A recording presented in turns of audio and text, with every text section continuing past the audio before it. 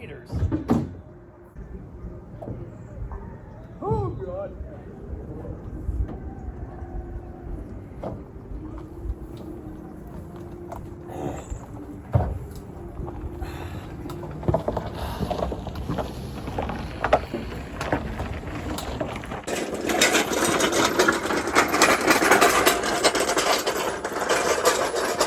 Dude, it's been 20 seconds. Okay.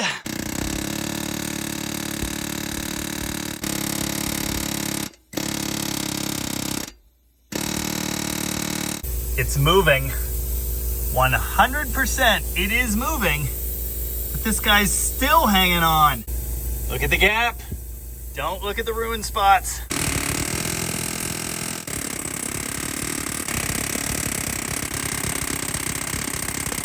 Fine. We'll do this for another 100 years.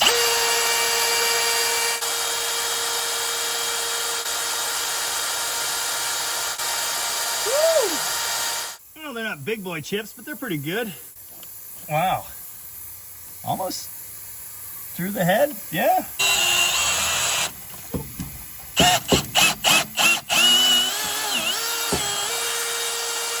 There's not much bolt left there. It's official. I no longer care. Well, I do care about the paint, but I don't care about this head. I'm done caring about it. And guess what? That worked, kind of. The bolts don't exist anymore. How can it still be kind of tight? It makes no sense. Okay. We're here, and still it protests.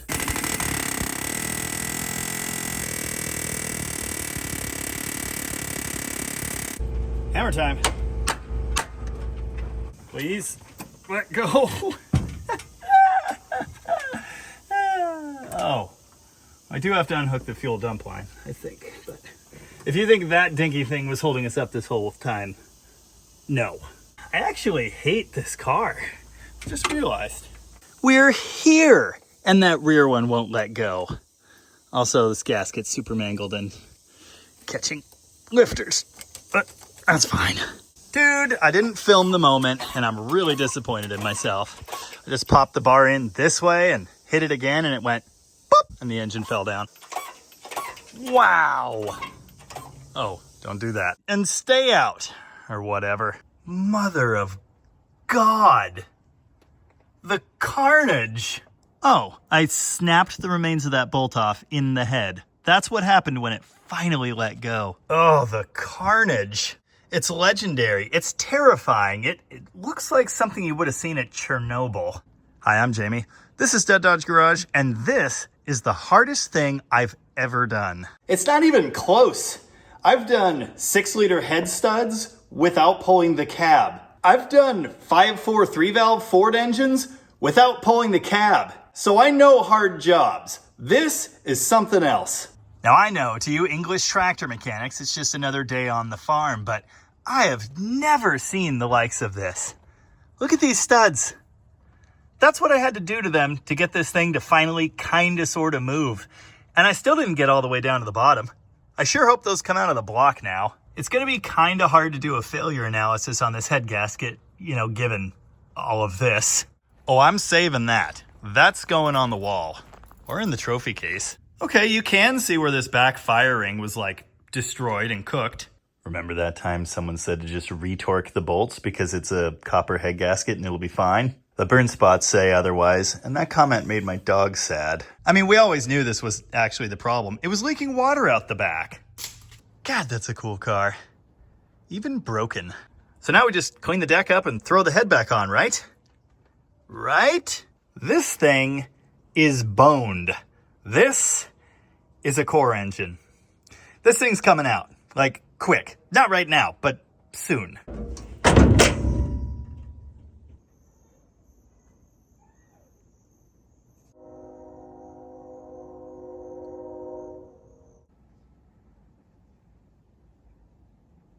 It's time for another edition of DDG After Dark. If you're a regular follower of my Engine Wednesday series, you'll have already noticed this video is a little bit different than the normal fare for Wednesdays. I've been way too busy working on the Barracuda this week, and, well, I thought if I could get something happening here, that would be great. And something is happening here. Now that I've got this thing apart, finally, I want to show you everything I see wrong with it, and boy, is there a lot. Then I'm going to tell you how I will be fixing all of this. No, we will not be coming swapping Perky. Before proceeding with the failure analysis stuff, I suppose we should cover how I got to this point. How did I get that stupid head off? Well, prying in the wrong places, as I just showed you. But before that, I drilled all of the studs out. As I mentioned in the previous video, I was having some issues doing that. Well, that's because I was using standard high-speed steel bits. I took the advice of a couple commenters and picked up some cobalt bits. And these things chewed right through those studs.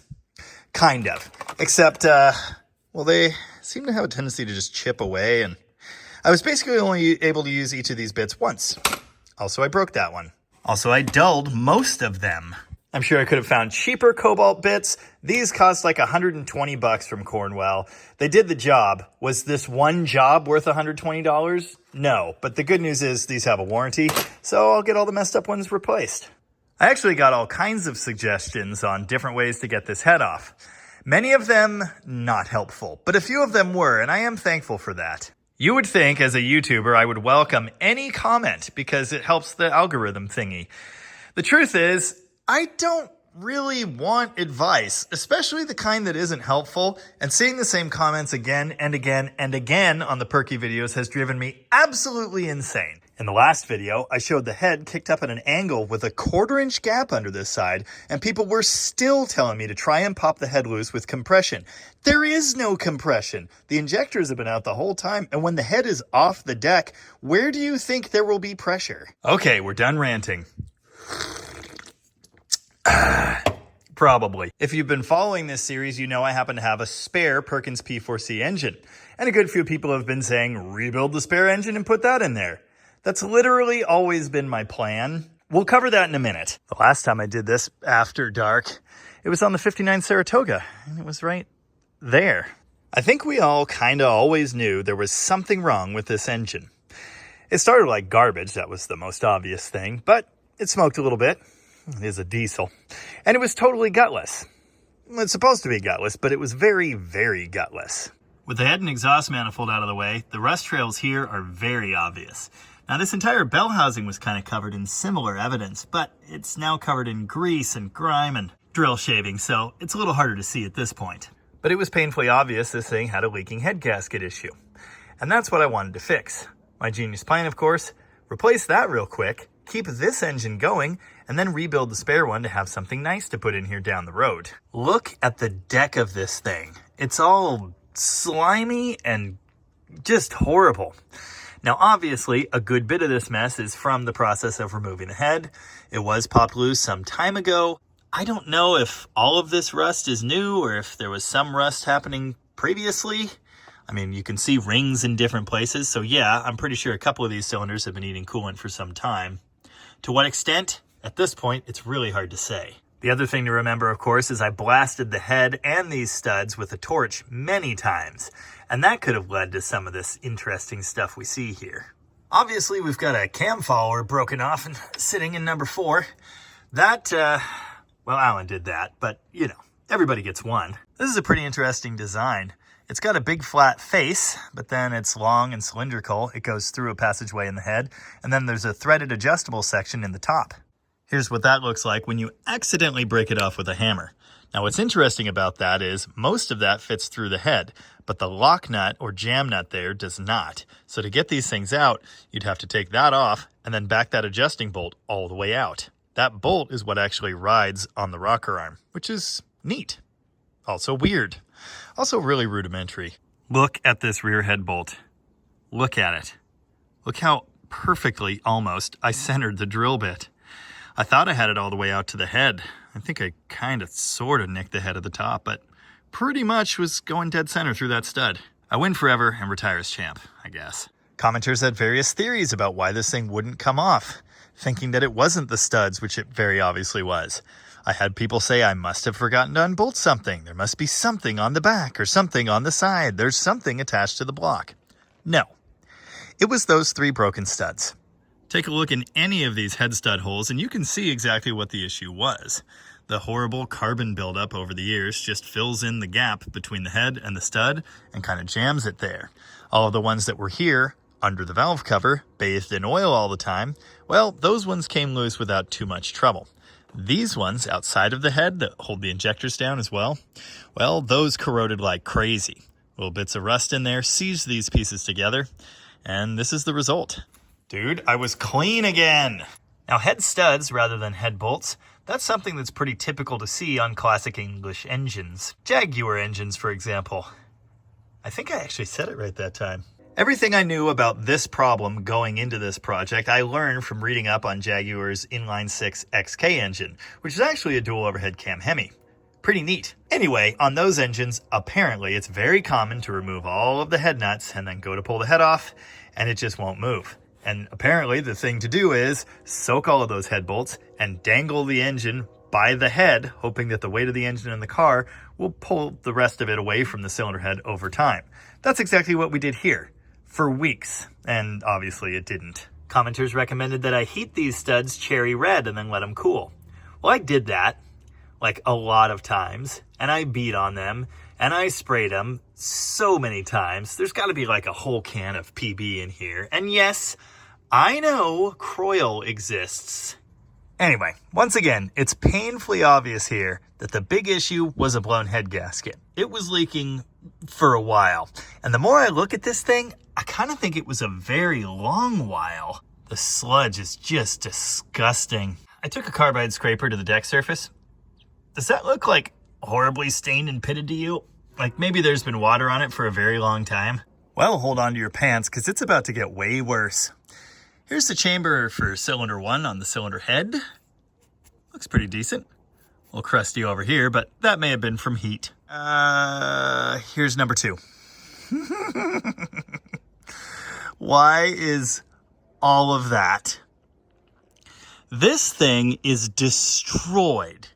It is pitted everywhere, and it's cracked. Oh, yeah, buddy. Look at this. That's number 3. It's barely recognizable as a combustion chamber. Wow. Number 4 is kind of right behind it. Yeah. That's really bad. I just can't believe this. I've never seen anything like it. If I didn't have a spare complete engine with what I can only hope is a better head than this, well, I think I'd be walking to the nearest bridge right now, which is not very far away, and taking a nice swim. Cylinder 3 is just full of garbage, and obviously a whole lot of that, if not all of it, is from the disassembly process. Number 4 is full of soup. Number 2 is kind of undisturbed, and you can see these awesome rust trails in it, but look at all that crazy, like, goop at the bottom. That looks just like the stuff that was in my poly engine. I regret touching that. Could this be a result of using ether in this engine? Or perhaps significantly advanced injection timing? Is this evidence of serious detonation? I don't know. But I did look around online for similar examples, and I found at least a couple that were supposedly caused by timing being advanced. I'm not exactly an expert here. I feel like that's apparent. Obviously, diesels are one thing and gas engines are another. But in cases I've seen previously with terrible detonation problems, the piston takes the brunt of it and the cylinder head doesn't. But these pistons look pristine. I mean, aside from all the gunk, there are no horrible pits in them like you'd expect. The next question, of course, would be why does number 1 not have any of that damage really, while the other 3 do? Well, the exhaust manifold's been partially loose the whole time. Kind of the least of my worries at this point. Now this is a pre-chamber head. The injector sits up in there and it injects the fuel into this area. Someone said something in a comment about ether damaging the pre-chambers. Well, the pre-chambers look fine-ish. This does not look fine. Now I have noticed that these are plugs for holes that go into those chambers. My genius question here is, could I put glow plugs in those holes? I have a great interest in this car actually starting, so that's definitely something I'm going to look into. Obviously, the main issues, a blown head gasket, like a very blown, mangled, destroyed head gasket, and this head is scrap iron. Okay, I see this comment coming. Yes, this head could be fixed.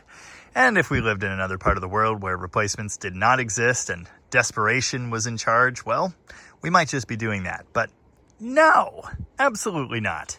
Please have a good head. Please have a good head. Now let's talk incidental damages. I've already pointed out one of those. The lifter that was broken. It turns out these are not expensive. Replacements are like $12. So that's fine. Kind of mangled this. I think that's fixable though. In the last video on this project, you saw Connor and I full sending the air chisel on the side of the head. This is where we were doing that. This is one of the plugs that goes into the pre-chamber. This is the plate that it screws into. We might need another one.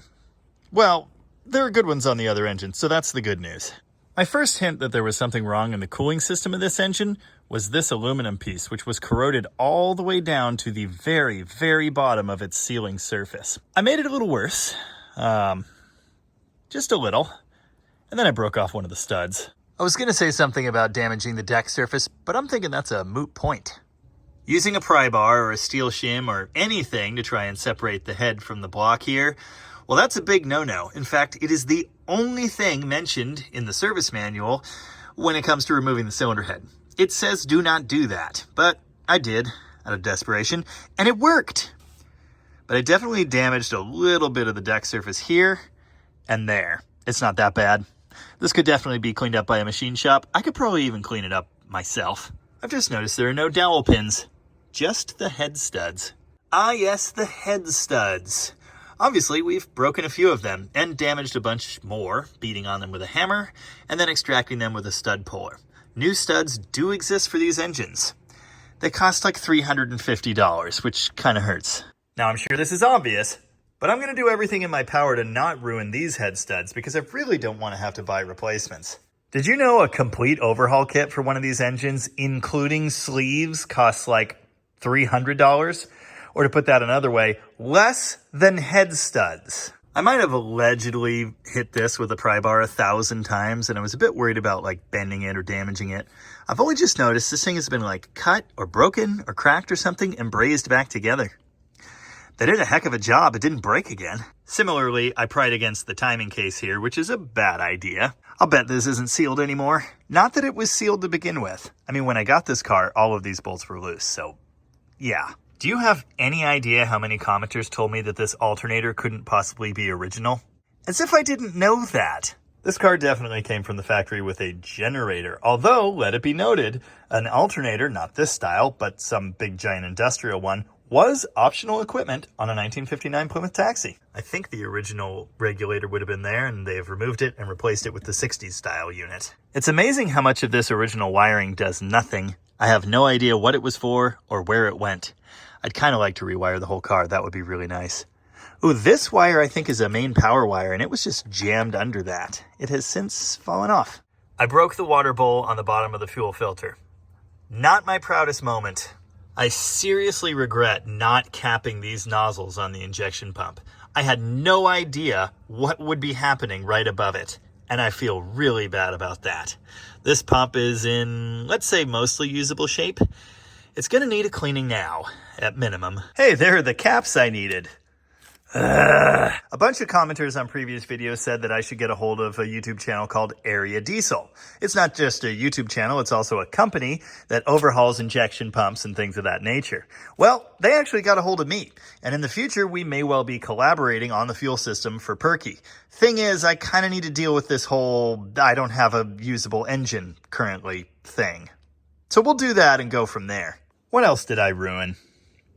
Dented the radiator a little bit. Dented the special oil bath air cleaner. That was stupid. Ah, yes. And then there's this. So remember how I was yielding a torch? Did you say yielding a torch? Wielding a torch. Think it's time to go to bed, buddy. Pointing it aggressively at all the head studs, like everywhere here. Well, as I was doing that, apparently I completely cooked every single valve spring on this head. I can open these valves by hand with zero effort, like even with the head dangling here. That's bad. All you have to do is look at this rust pattern. It's doing that because all of the gunk was burned off of here with, let's say, prejudice. Yeah, look how collapsed these things are. If this head was usable, well, I'd feel bad about that, but now I don't have to. Please have good valve springs. Please have good valve springs. I've just remembered this valve cover's broken. That wasn't me. It came that way. So much cleaning to do. If we use any of these parts, that is. A bunch of people told me to get the injectors overhauled. The injectors already were overhauled, but they're probably due for it again at this point. You know, just looking at things. Have I expressed properly just how insane this is? How shocked I am by the level of damage and nastiness? Never in a million years did I expect to find this in a drivable car that sort of ran okay. Kinda. I think that's everything we need to know about the engine under the hood for now. It will be coming out. Currently, it's 10 p.m. on a Tuesday, so yeah, we're not going to see that this time. But it'll happen. I smashed my fingers closing the hood again. I don't know why I keep doing that. Before I move on to the plan, I'm thinking again about all of the people that keep telling me to engine swap this thing. Put a Cummins in it. Put a Detroit in it. Put a Mercedes OM606 or whatever in it. Again and again, different diesel ideas. Or scrap the whole thing, put an LS in it. You goobers. You have to understand, this car is special. And it's that Perkins under the hood that makes it special. It makes it what it is. And what it is the only one of these. You can't go out and find another Perky. There's only one. Perkins swapped Plymouths and Dodges were never common. As I understand, there were a couple or a few hundred of these running around Europe that were produced between something like 51 and 61. But there weren't ever many. And in America, they were even more scarce. I think there are like 3 or 4 total known today. And none of the others are 59 Plymouths. There are Dodges and there are different years. But there's only one of these. Sure, there could be more of them out there. They could be hiding in barns. Who knows? But as far as I'm aware, as far as hobbyists at large are aware, there is one operable, well, not now, recently operable Perkins Plymouth. And it's this car. The thing that makes this car rare, desirable, interesting, collectible, and valuable is that Perkins under the hood. It's the reason I was interested in it. It's the reason I've followed this car's history for years, and the reason I gave what I gave for it. There's no question. It has to stay there. And so for that reason, I am very happy to have this spare engine, which is hopefully, with any luck, at least vaguely worth using. Well, we're off to a good start. That actually looks pretty clean, you know, for diesel oil. A little thin, though. Okay. Well, it moved, but it didn't want to at first. Now, just because we're sticking with the Perkins doesn't mean we can't improve it. And no, I don't mean swapping in a more modern Perkins engine. No, I have some other things in mind. Incidentally, the previous owner of many years, Ed, who restored the car, had always kind of figured on putting a turbo on it. I think I might just have to make that happen. This is the cutest little turbo I've ever seen in my life. This comes from subscriber, member, and #1 donor to the channel of all time, Bill. Thanks, Bill. Bill tells me that this turbo is for some Perkins-powered something. I don't know what Perkins, certainly not this one, the P4C was never boosted, but, you know, it's certainly a turbo.